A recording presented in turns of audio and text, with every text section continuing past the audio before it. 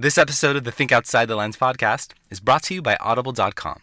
Get a free audiobook download and 30-day free trial at audible.com/OTL podcast. Over 180,000 titles to choose from for your iPhone, Android, Kindle, or MP3 player. Visit audibletrial.com/OTL podcast to get started today. You're listening to the Think Outside the Lines podcast. Practical solutions and ideas for designing the life you want with an added dose of inspiration. Here's your host, Sean Feeney. What's up, everybody, and welcome to the Think Outside the Lines podcast. My mission with this show is simple. I want to leave you inspired. In each episode, I talk to people who are designing the lives of their dreams. I believe that if they can do it, so can you. These conversations are meant to inspire you to take action and to pursue the life you've always wanted to live. I'm Sean, and you can find me over at thinkoutsidelines.com, where we explore these ideas further. My guest today shows people how one defining moment can create a lifetime of purpose. After surviving one of the most high-profile aviation accidents in recent memory, he's built a career as a motivational speaker, mentor, and author. In his new book, Moments Matter, he discusses lessons learned from the miracle on the Hudson and how to take a potentially tragic experience and turn it into an opportunity to survive and thrive. His story is incredibly inspiring, and I'm confident that you will appreciate life from a different perspective after hearing our conversation. It's time to think outside the lines with Dave Sanderson. All right, Dave Sanderson, welcome to the show. Thank you, Sean, for having me. Excited to be with you. Yeah, likewise. So I always start by asking my guests to tell me about their greatest desire in life at the moment. My greatest desire in life right now is to get all my kids through college successfully and so they can get gainfully employed. That's a great objective. I like that. Yeah, gainfully employed. Yes. Awesome. So I want to thank you so much for joining my show today. I'm really excited to talk to you, but I have to be honest with you too. I have a lot of anxiety around this conversation because one of my greatest fears in life has always been being in a plane crash. And you survived one of the most high-profile crashes pretty much in our lifetime. You were on the US Airways Flight that crashed into the Hudson back in, was it January 2009, right? That's correct. So it's particularly surreal that I'm talking to you today because I actually remember watching the special reports on the news the day this happened. And before we go on the story, though, I'd love if you could give us insight into your background and tell us what you believe to be the message that you were about here to share with the world. So thank you. So a little bit about my background is I was in sales for 30 years. And all different types of sales, from starting in copier sales all the way to technology sales. And that's where I ended up. I was with a sales manager with Oracle for consumer packaged goods in the Southeast United States when all this happened in January 2009. In addition to that, I was also head of security for a gentleman named Tony Robbins. So I got the opportunity to travel with him and serve him and make sure he could give his gifts to the world like he does right now. So I was pulling multiple duties trying to not only have a fulfilled life, but also serve at the highest level and make sure I had taken care of my family at the same time. So I had a lot of things going on. I was an athlete until I tore my knee up, so I did not get to play college football as my dream was. But I got an education. I was in international business, so I really enjoyed the international perspective of looking at things. So that's when I started traveling, and traveling for Oracle gave me that opportunity, and all of a sudden, traveling with Tony gave me the worldwide opportunity to travel and be around. So that day on the Hudson River, I wasn't supposed to be on that flight. I was working in Brooklyn that day, and my job as a sales manager, and our day started at 5 a.m. So that's why my day got done around 10, because we started so early, because I was in a warehouse where I was doing warehouse system checks. And when warehouses open up quite early in the morning, and this one opened up at 2 o'clock in the morning. So you want to get there while things are happening. So that's why we started our day at 5. And if we had not started our day at 5, I probably would not have changed my flight to 15:49, and none of this would have happened. Wow, that's crazy. I want to go back to that incident for just a moment. From the time that you knew that there was something wrong, when did you first realize there was something wrong, and what did that feel like? Well, I heard an explosion on the plane. And that was roughly 60 to 70 seconds into the flight. And so, I was in seat 15A, which is a window seat. So I looked out my window because I was just reading the magazine like I always did. I wasn't paying attention to anybody. except myself. And I saw fire coming out underneath the left wing. So I knew something had happened. But, I fly so often, Sean, I thought the plane lost an engine. And I know the planes have multiple engines. And I thought when I felt him banking, I thought he was just going back to LaGuardia to get another plane. That's what they do. That's what they do. Yeah. And no one knew the plane at that moment would have on the left side of the plane, also have on the right side of the plane simultaneously. So that's why people only heard one explosion on the plane, because it happened at the same time, which is so rare. It's 1 billion in one shot. Yeah. I think because if people would have heard boom, boom, or multiple booms, then it could have been a whole different situation. People could have panicked. But when they heard one, I think everybody had the same thought, that we're going back to the airport, until the captain said his famous words, "This is your captain, brace for impact." And I think everybody at that point knew this is a pretty dire situation. So is that immediately how it went? Like pretty much right after you heard those, you heard moments later, just brace for impact? Yeah, it was a couple minutes later, because he was gliding the plane. It was so quiet on the plane because he lost all the engines. Yeah. So it was so quiet, you could hear a pin drop on the plane. But as soon as he cleared the George Washington Bridge, and that's another feat that a lot of people don't understand, he had to glide that Airbus over the bridge, because if you're gliding an Airbus, the Airbus is not gliding up, it's gliding down. Yeah. So he had to lift the nose up to get it over the bridge, which is roughly about 900 feet up, and he was about 1,000 feet to 1,200 feet at that point. So he was somewhere between 600 and 800 feet, somewhere in that area above the bridge. And so when you looked outside, you could see people's heads looking up at you. So you were pretty close. But it's when that moment when he crossed over the bridge is when he said his famous words. And I'm glad he did it then. I'm glad he focused on getting the plane over the bridge instead of saying it before that. Then you had a whole, he needed to focus. He needed to lock it down, not worry about people's emotions at that time. For sure.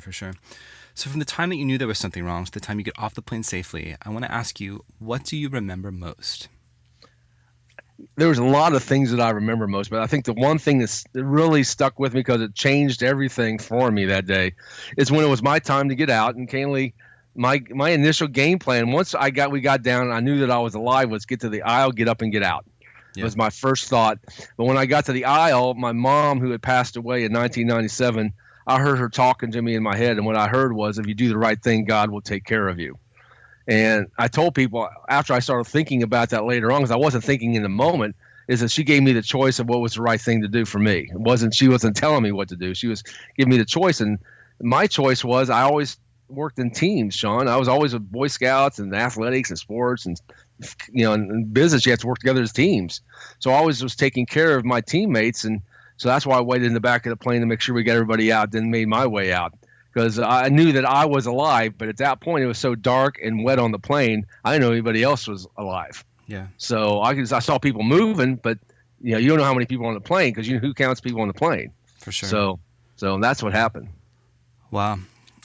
What stood out most to you during these moments? Was it something someone said, maybe something you saw someone do, the specific impact? Well, I think the one thing that stood out to me, once we got everybody out and I started trying to get out of the plane, which went out 10F on the right side, there was no room on the boat or the wing for me. So that's why I was hanging outside the plane for about 7 minutes, waist deep in 36-degree water. And so, I was hanging out of the plane holding on to the lifeboat, because it kept floating out into the river, because the plane was floating down the river. But there was a lady with a baby on the wing who was pretty scared. I use the word stifled, where it's that state where you can't do anything. You're locked, where you can't make any decisions. And she was scared. She had 2 kids on the plane. She had a 3-year-old on the lifeboat, a 3-month-old she was holding on to. So that's the one thing that really stands out, because my training, Sean, when I was with Tony, is state management. When someone's in that state, you have to do something radical to break them out of it. You got to do something so weird that they're looking at you like you're crazy. And that's what I did. I yelled at her to throw the baby. And candidly, I knew she wasn't going to throw her baby. Yeah. But what happened was I got her attention, and she looked right at me. And that's when I broke her state. So somebody else then yelled up to her, "Give me the baby," because they probably thought that she was going to throw her baby, and which was great because I got somebody else's attention too. But that lady helped her, and I think that's the one thing that really stands out to me, how people work together who do not care about each other, who did not know each other. 155 people pull together and pull off something that never had been done in the history of aviation.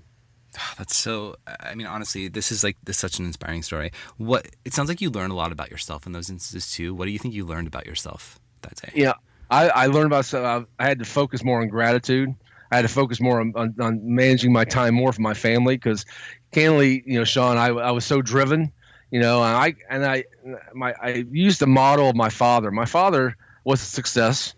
But he traveled 3-4 days a week. He was never home. My mother was the strong person in our house, and so I was sort of the same way. I was out, because he was all about that generation, that World War II generation, is providing for your family. Yeah. That's the mindset. Well, my mindset was the same. You can provide for your family so they could have the things that they need and want in life. So I was doing everything that I could to make the money and do that thing. But what I found out after the plane crash is what they really want is my time. They didn't, money is important, but it wasn't as important as me being around. And that's when I made the major shift in my life, was focusing my schedule around my family's time instead of my time with my company and doing stuff with Tony. For sure. What goes through your mind just before the impact? The last thing last thought that I thought was, hope my wife pays the mortgage off. Because we never have been able to do that. And I said, now at least I'll have enough money, pay the mortgage off. But the last thing I tell people, the last minute when we crossed over the bridge, was about 60 to 75 seconds after we crossed over the bridge until impact. I had so much clarity. It was like a movie that was running in my mind, where I could see things in my life were all the way back when I was playing Little League baseball and girlfriends and sports and Boy Scouts and all the things that happened in my life. It was like a movie, and I had clarity, and I've never had that feeling before, and I've never had that feeling since, where everything was so clear in my life that it was peaceful. It was just peaceful, because you knew that you're either going to end up alive, or you're going to end up with your maker, and within 60 seconds, one of those two things is going to happen. Wow. So a lot of time has passed. Does it feel like a lot of time has passed, or does life slow down a little bit? Yeah, it doesn't really feel like 7 years has passed. It really isn't. Every day something comes up about the situation, because now the movie's coming out in a couple of weeks, and now there's a lot of excitement about that. But it's a really amazing. Time has flown by in 7 years. I've spoken close to 800 times around the world. I've traveled the world, seeing people and meeting people, and so it's gone by extremely fast. And now, because I've got 3 kids get out of high school in that 7-year period, so it's definitely flown by fast. Those checks to the colleges have gone by really fast. I'm sure. Yeah. So it sounds like, if you're still traveling the world, it sounds like you got back on an airplane. What was that first experience like? And also, kind of, what advice might you give someone who has anxiety around flying in general? So my first flight was the next morning, and candidly, I was so out of it, Sean. I was like being moved, right? I was being told basically people taking me and doing things. So yeah. I really didn't feel anything until the next week, when my company asked me to fly to Michigan for a business trip, and I flew to Michigan, and it was on Delta, Delta's a tremendous airline, but they didn't know who I was compared to US Airways. At least the US Airways knew who I was. Yeah. And it was a shaky flight, and I had a tough time. And the captain came back and talked to me, and I told him who I was, and we had a heart-to-heart talk. And it turned out better, but man, I tell you, that flight to Michigan, it was probably the worst flight that I've ever had.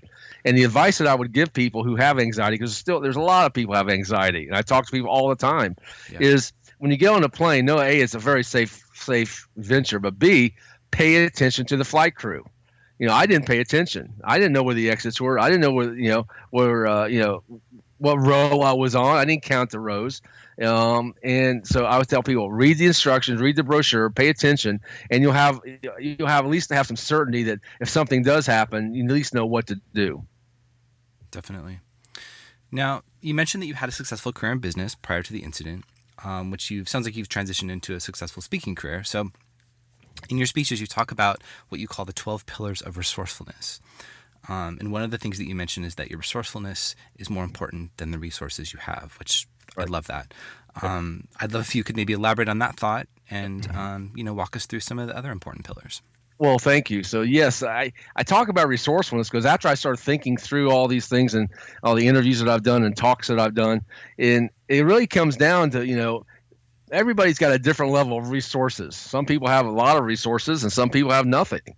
And what happened to me, Sean, was when I got to the hospital, I didn't even have any clothes. I was down in my underwear. They had to cut my underwear off. So when I was in the hospital, I had nothing left in my life except my watch.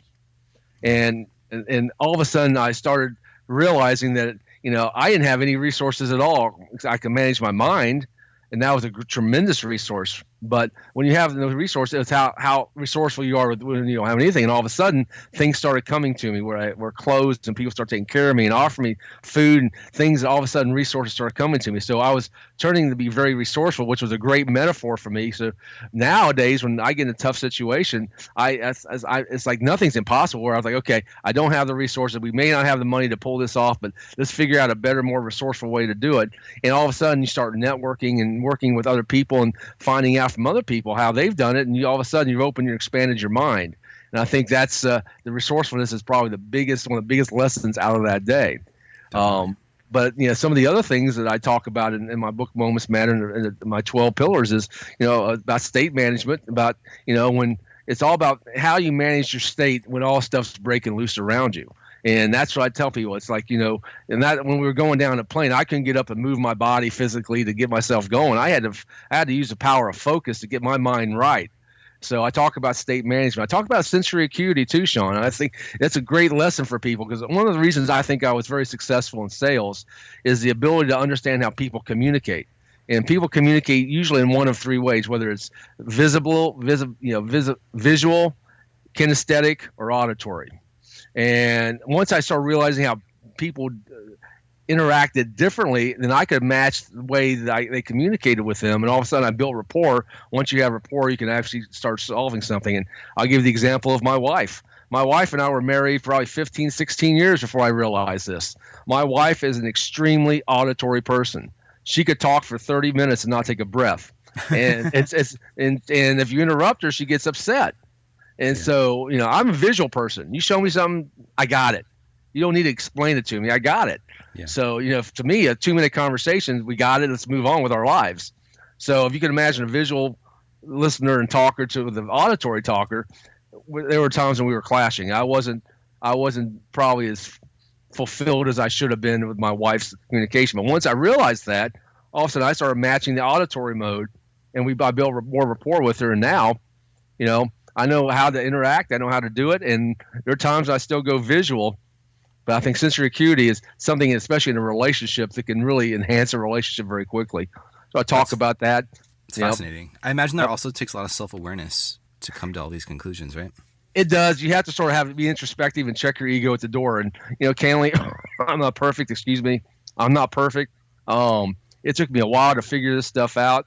But, once you get rejected so many times, then you got to figure out. It goes back to resourcefulness, right? It goes back to you have to be more resourceful in how to get your outcome. And in sales, you get 10 no's for that one yes. So you get rejected a lot. So you get used to being rejected. So you have to get more resourceful and creative.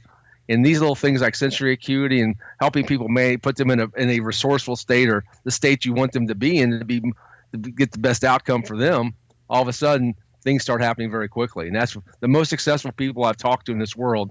Usually skill sets, whether it's they know they're doing it or they don't know they're doing it, but all of a sudden they're the ones who are getting outcomes because they can build rapport with people and get outcomes very quickly. Agreed. Now, you alluded to the book that you published called Moments Matter, and I want to let you talk about that a little bit. I'm sure that anyone listening today is interested in hearing more about your incredible story.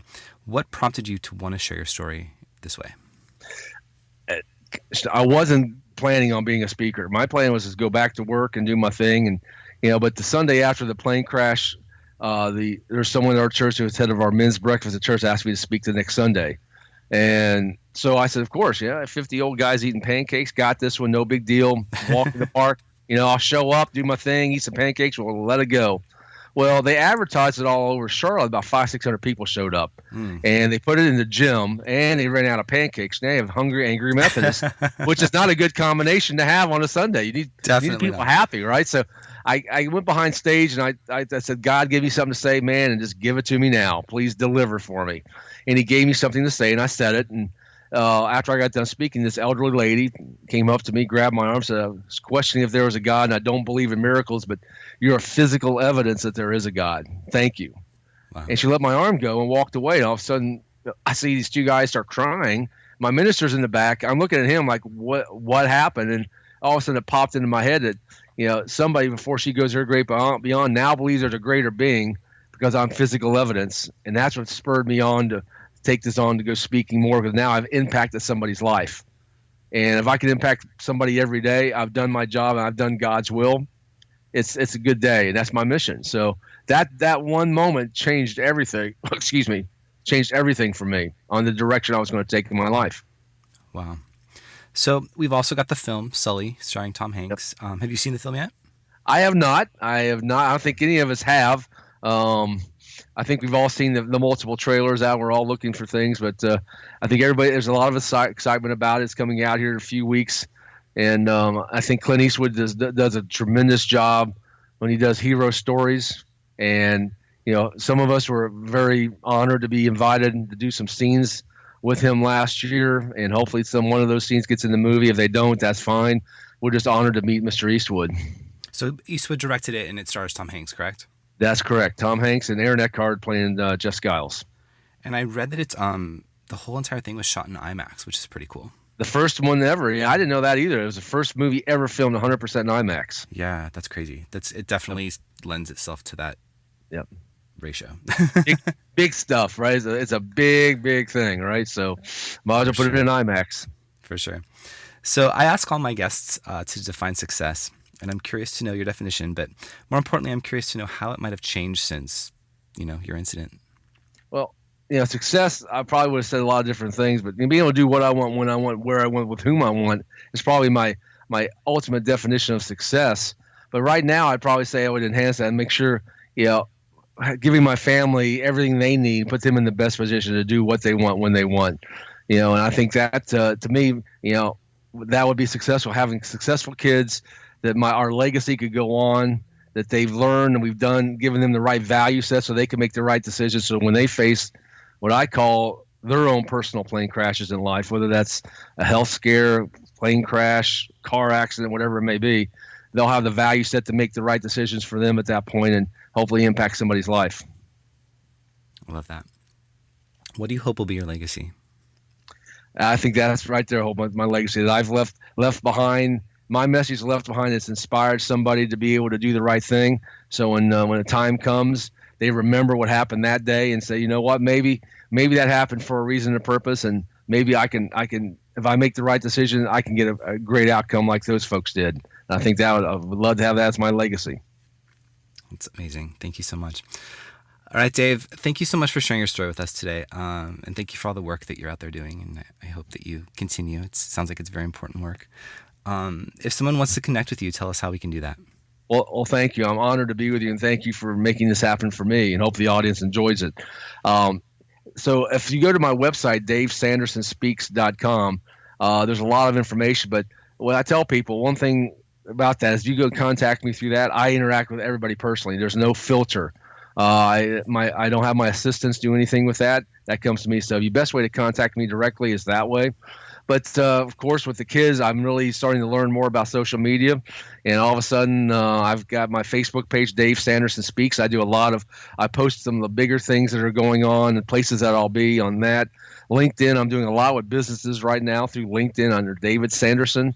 And all of a sudden, this Twitter thing, Sean, I'm getting to this Twitter thing where every day I'm putting something out, just my thought of the day and something new, so people can sort of see some different perspectives, whether I'm talking about resilience or awareness or faith, whatever I'm talking about, to put those little insights out. So those are the best ways to contact me and get in touch with me and find out what's going on. I'll be putting things out about the movie.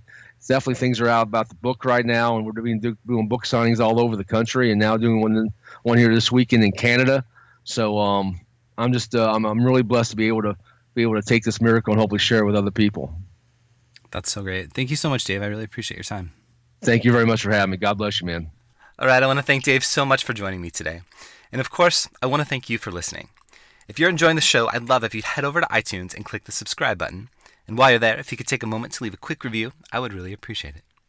Now, you can find the links for everything we talk about in the show notes, which can be found over at thinkoutsidelines.com.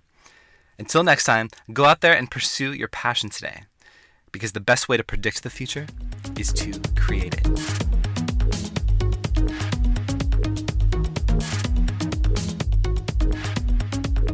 For more information, please visit thinkoutsidelines.com.